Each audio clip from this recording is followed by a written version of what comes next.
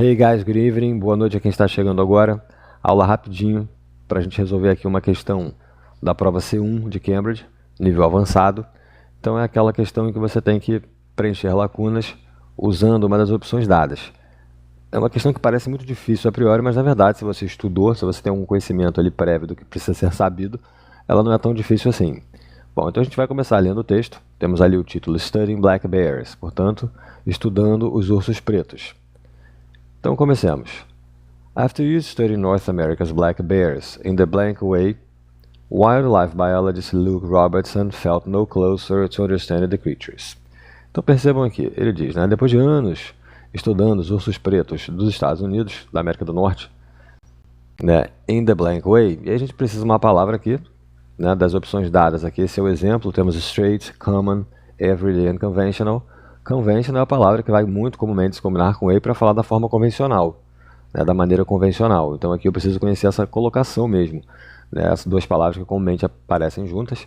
Então temos, né, depois de anos estudando os ursos negros da América do Norte, da forma convencional, né, o biólogo ali, né, de vida selvagem, Luke Robertson, não se sentiu nem um pouco mais perto de compreender as criaturas, ou seja, ele estudou e não conseguiu compreender.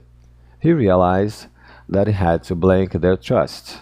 Ou seja, ele percebeu que ele tinha que o quê? Ganhar a confiança deles dos ursos. E a gente vem aqui para baixo, né, e temos as opções catch, win, achieve and receive. Aqui também é uma questão de conhecer, né, o sentido dos verbos. Temos o catch, que tem uma ideia de pegar, o win, que pode ser ganhar uma competição, achieve, alcançar alguma coisa, and receive. Então o conhecimento que eu preciso aqui é de que o win tem uma ideia de ganhar uma competição, mas também tem uma ideia, eu separei aqui embaixo para a gente ver. Opa, só um minuto. Aqui, ó. Win, quando ele tem essa ideia de to receive something positive, ó, tal como aprovação, lealdade, amor. E aí quando você vem aos exemplos, olha o que ele tem aqui, né? She would do anything to win his love. Ou seja, ela faria qualquer coisa para ganhar o amor dele. Inclusive tem um exemplo aqui, ó. Winning back his trust was the hardest part. Ou seja, né, ganhar a confiança dele de volta foi a pior parte, a mais difícil. Então quando a gente vem aqui, a gente percebe que das opções dadas, o win é aquela que vai melhor se combinar com trust para a ideia de ganhar a confiança, no caso ali dos ursos. Portanto, a resposta correta aqui, letter B. So he realized that he had to win their trust. Então, trust é que está puxando aqui o verbo adequado. Abandoning scientific detachment, he took the daring step of forming relationships with the animals, bringing them food to gain their acceptance. O gain aqui está como win. Eu podia usar o gain lá, gain their trust. Seria a mesma coisa. O win também podia aparecer aqui, to win their acceptance. Então veja bem aqui, né, abandonando, né, o detachment, esse distanciamento científico, ou seja, o que ele fez? Ele se aproximou. Né? He took the daring step, ele deu o passo ousado, took, está pedindo step aqui, ó, a quantidade de dar um passo, daring, adjetivo ousado, de formar relações com os animais, ó, bring them food, trazendo comida para eles, para ganhar a aceitação deles, sua aceitação. Sigamos aqui. The blank this has given him into their behavior has allowed him to dispel certain myths about bears. Portanto, ele está dizendo aqui, né, ó, ou alguma coisa, né, que isso deu a ele em relação ao comportamento deles, dos ursos, ó, o permitiu desconstruir certos mitos sobre os ursos. Bom, aqui tem algo importantíssimo, que é um substantivo que vai entrar aqui, e aqui na frente, ó, temos a preposição into. This, ó, the blah blah blah, this has given him, alguma coisa que isso deu a ele em relação ao comportamento dos ursos. Quando eu vejo esse into aqui e olho para as opções, temos aqui perception, awareness, insight and vision. Então quando eu venho aqui a perception, eu tenho perception of something, percepção de alguma coisa, into não seria a preposição adequada. Awareness também vai pedir of, que é a ciência de alguma coisa, saber que alguma coisa existe. Vision também vai pedir of. Então aqui, das opções, quem pede essa preposição into é o insight. Ó, e aí se você vem aqui no dicionário, você tem exatamente isso aqui, ó, insight into something. Então se você estudou, né, você vai saber ali pela regência que insight é quem vai pedir aqui into. Veja bem, ó. Então quando a gente vem aqui, ele dá o exemplo. Ó, It was an interesting book full of fascinating insights into human relationships. Cheio de percepções, né, em relação as relações humanas, enfim. Então esse into aqui é que está me puxando para essa resposta aqui.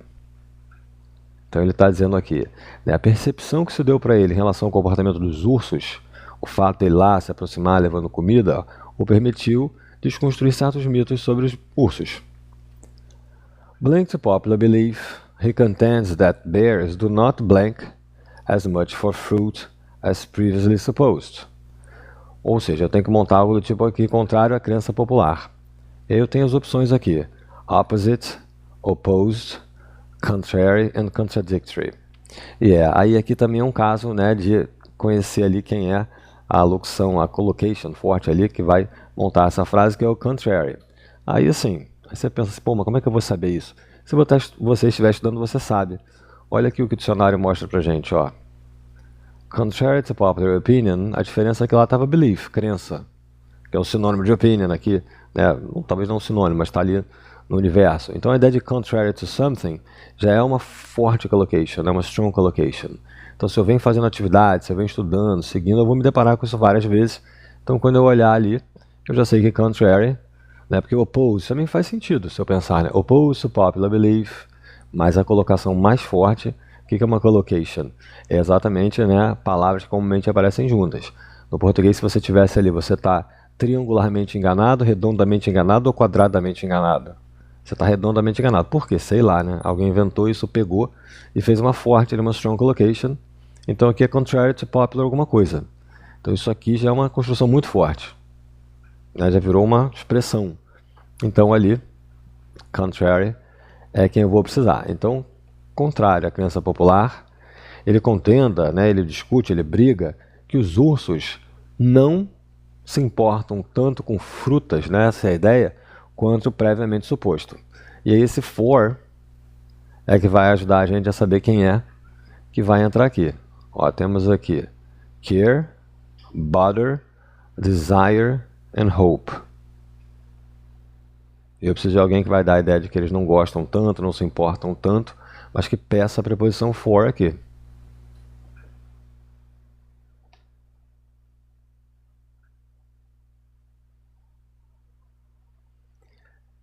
Nesse caso, a gente vai em care.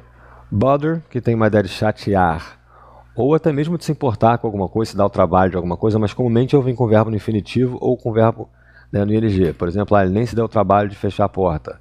He didn't even bother to close the door. Ou ainda closing the door, ele permite regência com ing. Então não vai dar essa ideia aqui por causa desse for. Desire é um verbo transitivo direto. You desire something, não tem desire força. Eu posso até ter um desejo, né, um substantivo por alguma coisa, mas o verbo desire, que é o que eu preciso aqui por causa do not, não vai ter for, ele é um transitivo direto. You desire something. E hope, mesma coisa. You hope something, or you hope to do something, pode ter um infinitivo. Então aqui esse for, né, vai trancar a gente, e care for vai dar exatamente essa ideia de gostar de alguma coisa, se importar com alguma coisa. Portanto, resposta correta aqui, letra A. He also claims that they are agora eu fiquei na dúvida se é ferocious ou ferocious. Acho que é ferocious. Fiquei na dúvida do som do O aqui, mas acho que é ferocious. Se alguém tiver como checar. Muito bem. He also claims that they are ferocious. São ferozes. Ou seja, claims são afirmações, alegações.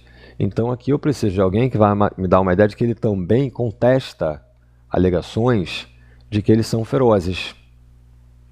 E aí eu tenho aqui o, né, concludes, disputes, reasons and argues. E veja bem, eu preciso de um verbo que seja transitivo direto, ó, que veio direto para esse objetivo, para esse objeto, né, que tem a ideia de alegações, afirmações, e preciso de alguém aqui que tenha essa ideia de contestar alguma coisa. Todos já estão ali conjugados na terceira pessoa do singular no presente, ó, com S, claro, né, porque a prova não é dar esse mole. So, disputes. Deixa eu ver se alguém argues. Muito bem. Você não pode argue alguma coisa, né? Argue claims. You argue about something, né? Você discute sobre alguma coisa.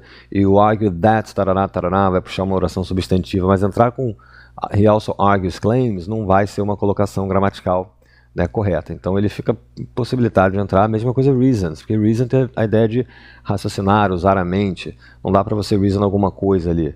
né, aquele substantivo. Disputes, que parece disputar, na verdade tem essa ideia de contestar alguma coisa. Né? Concludes é concluir, também não dá para concluir claims ali, né? Ele não também conclui alegações de que eles são ferozes, não vai fazer sentido, porque eu quero uma coisa que ele contesta isso. Então, quando a gente vem aqui embaixo, eu separei o dispute, olha a ideia dele, né? To disagree with something that someone says, ou seja, discordar de alguma coisa que alguém diz. Olha aqui o exemplo do dicionário de Cambridge. Few would dispute his status as the finest artist on the period. Ou seja, poucos, né, contestariam o posicionamento dele, o status dele como o artista mais, né, fino, mais rebuscado do período. Seria essa ideia aqui. Então, dispute vai ter essa ideia. Esse Tzinho está mostrando ali, ó, que ele é transitivo. A gente está vendo aqui a ideia de contestar. Então, por isso aqui, a gente vem na letra B. Pelo contexto ali, né, pela semântica, o sentido, e também tem a coesão gramatical que vai dar uma ajudada ali. A número 6 é boa. Olha o que ele diz, né? He says that people should not be blank by behavior, such as swatting paws on the ground, as this is a... Peraí que eu tenho que tirar uma coisa da frente aqui. As this is a defensive rather than an aggressive act. Então olha o que ele está dizendo pra gente. Ele diz que as pessoas, né, não deveriam ser ou estar, vai formar uma voz passiva aqui, ó, por comportamento tais como, né, swatting seria bater, arrastar a pata no chão. Ele fala, uma vez que isso é, ó, ele vai puxar um ato aqui defensivo, né, ao invés de agressivo. E aí temos aqui a número 6, né, letter A, misguided, misled, misdirected, or misdirected, or misinformed. Todas estão aqui no passado particípio, né? Todas as formas verbais para fazer lá a voz passiva. Então, gramaticalmente ali, né, não tem como, todo mundo caberia. A questão é em termos de sentido. Bom, a primeira coisa é o misguided, que ele pode te, fazendo um trocadilho, né, te te guiar para o lugar errado. Porque misguided pode até dar uma ideia de mal guiado, mas na verdade misguided tem uma ideia de equivocado. Né? Então aqui não faria muito sentido, porque você não pode ser equivocado por alguma coisa, porque isso aqui é um adjetivo. Ó, deixa eu trazer aqui. Ó, tá vendo? Unreasonable, ou seja, né, equivocado, que não está usando a razão. E ele vem aqui dar um exemplo. He was shot as he made a misguided attempt to stop the robbers single-handed. Olha o que aconteceu.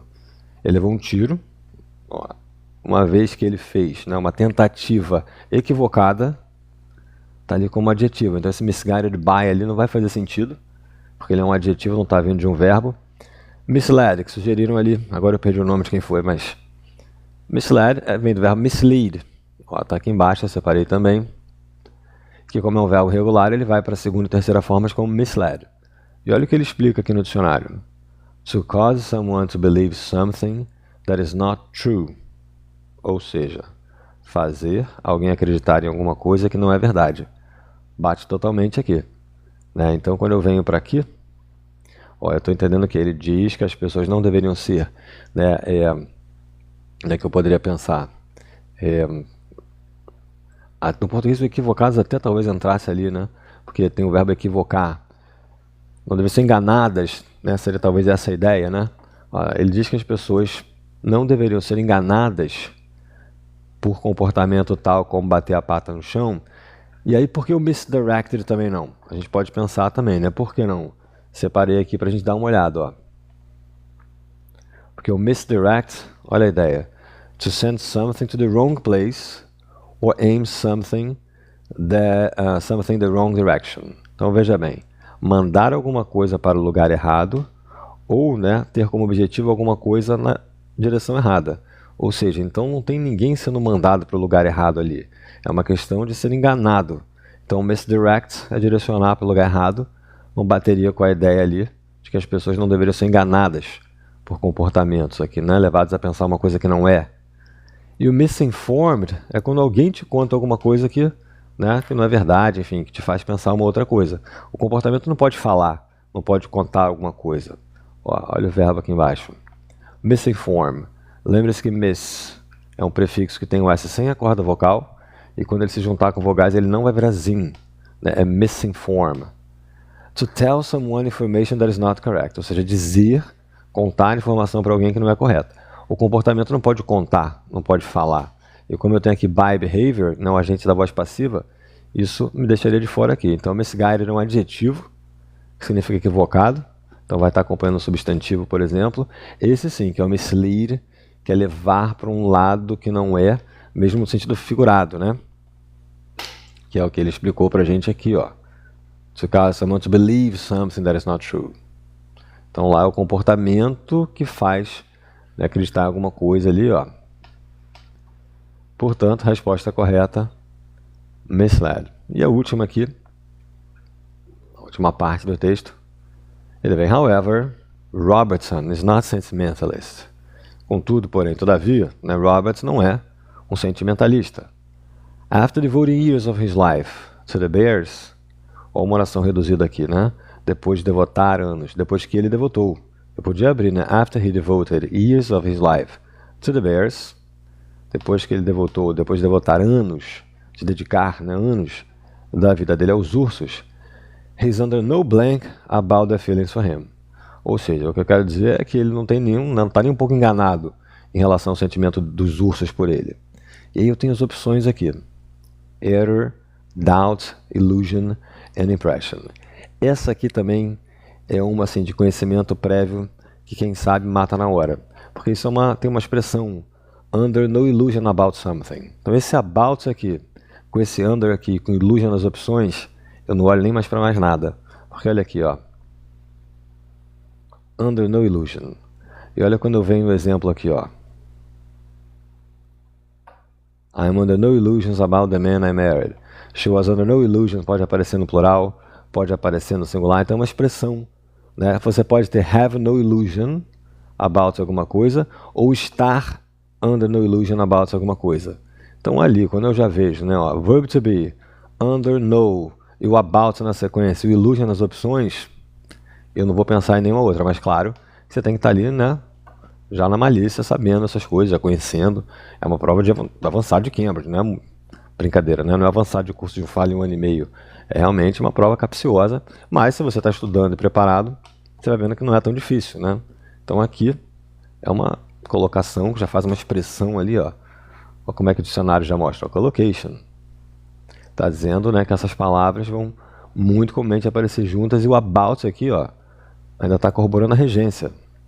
Então ali, né, eu vi uma série de fatores, olhei para as opções, vi illusion, né, se eu sei, se eu não sei, aí ferrou. Aí eu vou ter que chutar. Não tem jeito, né? Bom, na sequência it's clear that their interest in him, ou seja, né, está claro que o interesse deles, dos ursos, nele, o pesquisador, não blank beyond the food he brings. Ou seja, que esse interesse não vai além, a preposição aqui, da comida que ele traz, né? Esse interesse para ali. Aí temos as opções: expand, spread, widen and extend. Então quem vai se combinar ali para dizer, claro que o interesse deles no pesquisador, nele, não vai além. So let it be, extend, vamos ver se vai subir mais alguma coisa aí.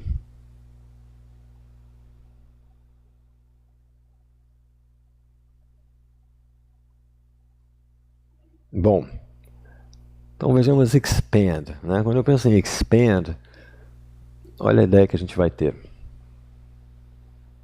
Expand. To increase in size, number, importance. Ou seja, aumentar em número, tamanho, importância. Or to make something increase in this way. Ou fazer alguma coisa aumentar desse jeito. Por isso que ele pode ser intransitivo, a coisa acontece ou provoca outra. Veja o exemplo aqui, ó. The air in the balloon expands when heated. Ou seja, aqui está como intransitivo. Ó, o ar no balão expande, né? A gente falaria se expande, né? Então, aumentar de tamanho, de número, ali não tem uma ideia de aumentar de tamanho ou de número. Tem uma ideia de ir além. Então, o expand eu já deixaria de fora. Spread tem uma ideia de espalhar, né? O fogo se espalhou, uma notícia se espalhou, uma doença se espalhou. Então, não é uma colocação boa ali com aquele beyond, para dizer que o interesse vai além. A mesma coisa o widen. Widen tem uma ideia de alargar, vem do adjetivo wide. Então, widen é alguma coisa, ampliar alguma coisa, alargar alguma coisa. E aquele beyond ali, né, me puxa para o extend muito. Vamos ver o que acontece. Olha aqui. Então, ele pega extend, que tem mais de um sentido, mas um deles é reach, com a ideia de alcançar. Ó, reach, stretch, que é esticar ou continuar. E olha o que ele puxa aqui. dicionário de Cambridge. Extend beyond, extend for, ó, tá mostrando as regências. Aqui ele está no sentido bem figurado, bem literal, ó, the path extends beyond the end of the road. Ou seja, o caminho, a trilha, né, vai além do fim da rua. E lá está como interesse com essa de alcançar e o beyond ali. Então aqui, ó, quando eu vejo aqui esse beyond, vejo que expand, aumentar, expandir de tamanho, spread and widen, não são colocações boas ali para o interesse, né? E aí sobrou ali extend. Ou seja, é uma questão que parece difícil e vai ser difícil para quem não estudou, para quem não tem o conhecimento necessário, né? Mas para quem tem, para quem está se preparando, né? Usando material preparatório, essas coisas ficam se repetindo. Isso é meio que uma ciranda, né? Chega uma hora que você começa a ver tudo de novo. E tá, né? Porque meio que se esgota. Então é uma questão de preparo. Bom, foi uma aula rápida, eu queria gravar a correção dessa atividade aqui. Porque para quem não sabe, eu preparo pessoas para esses certificados, principalmente na Petrobras, que é onde eu trabalho mais, e agora estou, né, encontrando outros alunos aqui através do TikTok também. Então quem tiver interesse em preparar para esses certificados de Cambridge ou um outro objetivo qualquer, as aulas acontecem pelo Zoom. Agora em abril eu estou começando 2 turmas. Uma turma no sábado, começa no dia 4 de abril. É um curso de 3 meses, é o módulo 1 no curso voltado só para phrasal verbs, para as provas de Cambridge. O material base é um livro chamado English, Phrasal Verbs and Use. Então vai durar 3 meses, começa agora em abril, acaba em junho, sábado de 9 às 10h30 da manhã. Claro que tem que ter o conhecimento intermediário pelo menos. Mensalidade R$ 200. O outro começa no dia 7 de abril, uma turma de 6 às 8h30. Não, de 6 às 8h30 não, perdão, de 6h30 às 8. 6h30 às 8. Vai ser toda terça-feira. Começa no dia 7 de abril, vai durar 4 meses, vai até julho.